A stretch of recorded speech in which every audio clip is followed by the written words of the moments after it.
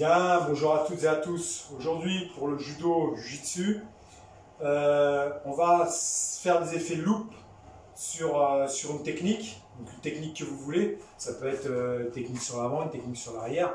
Alors, ce que je vais rechercher dans un premier temps, c'est vraiment être focus sur mes placements. Ça va être le plus important. Une fois que je suis focus sur mes déplacements, je vais pouvoir mettre du mouvement, mettre un peu plus de dynamique de mouvement. Donc par exemple, si je choisis Tai Otoshi, premièrement, manche, revers. D'accord? Je suis vraiment dans cette visualisation-là. J'ai la manche et j'ai le revers. Flexion. Premier travail que je vais chercher, c'est 1. Ensuite, je fais mon Tsugashi. Pardon.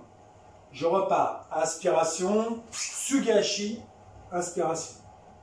Et là, j'imagine que mon partenaire il a les jambes écartées. Je repousse, je pêche. Et je recommence. 1, 1, 1, 1.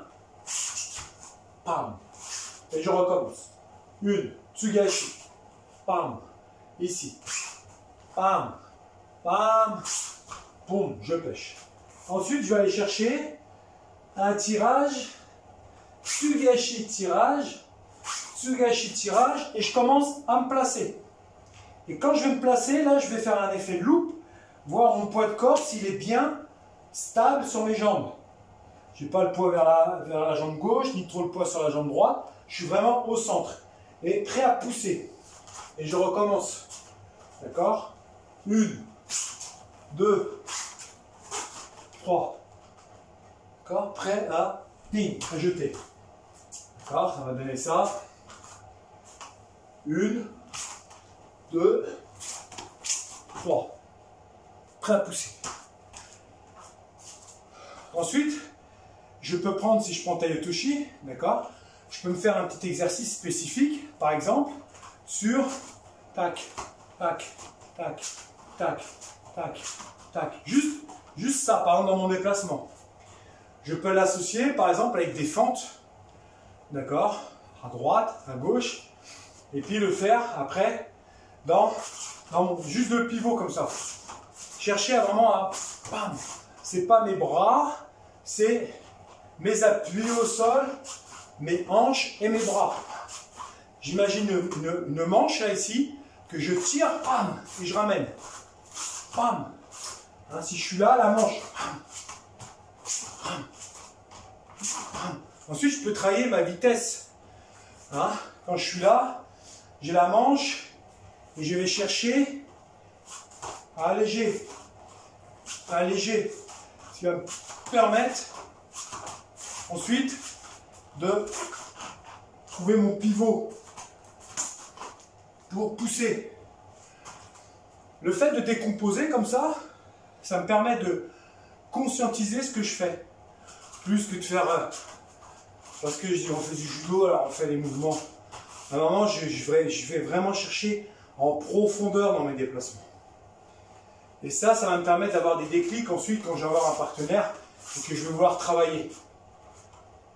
Ensuite, je peux chercher des combinaisons. D'accord?